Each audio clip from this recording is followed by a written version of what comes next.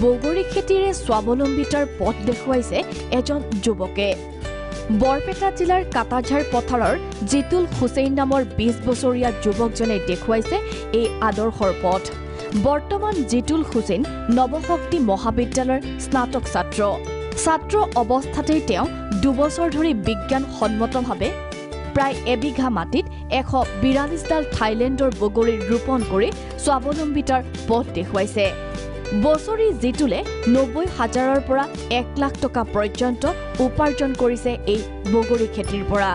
এই খেতিৰ পৰা টকা উপাৰ্জন কৰি উৎসাহিত ছাত্ৰ জিতুল হুছেইন। ইয়াতে আপোনাৰ এবিঘা মাটি, এবিঘাত 182ডাল গছ পুলি আছে। মই প্ৰথম বছৰত 90,000 টকা বিক্ৰী কৰিছিলোঁ, দ্বিতীয় বছৰত 1,20,000 টকা বিক্ৰী কৰিছিলোঁ। এইবাৰ মোৰ আশা আছে প্ৰায় 1.5 লাখ টকামান বিক্ৰী কৰিব পাৰিম। শিক্ষিত যুৱকসকলৰ প্ৰতি জিতুল হুছেইন এক আদৰ্শ। জিতুলৰ আদৰ্শৰে বাট বোলক ৰাজ্যৰ শিক্ষিত নিবনুৱাসকলে। এটা চাকৰিৰ পাছত ঘূৰি সময় নষ্ট কৰাতকৈ এনে কৃষি কাৰ্যৰ দৰে উপাৰ্জন কৰাৰ থল আছে শিক্ষিত নিবনুৱাসকলে। জিতুলৰ এই আদৰ্শ ৰাজ্যৰ হাজাৰ হাজাৰ নিবনুৱাৰ বাবে আদৰ্শ হ'ব পাৰে। খাৰিজা বিজনীৰ পৰা জাহিদুল ইছলাম ৰিপৰ্ট, প্ৰাগ নিউজ।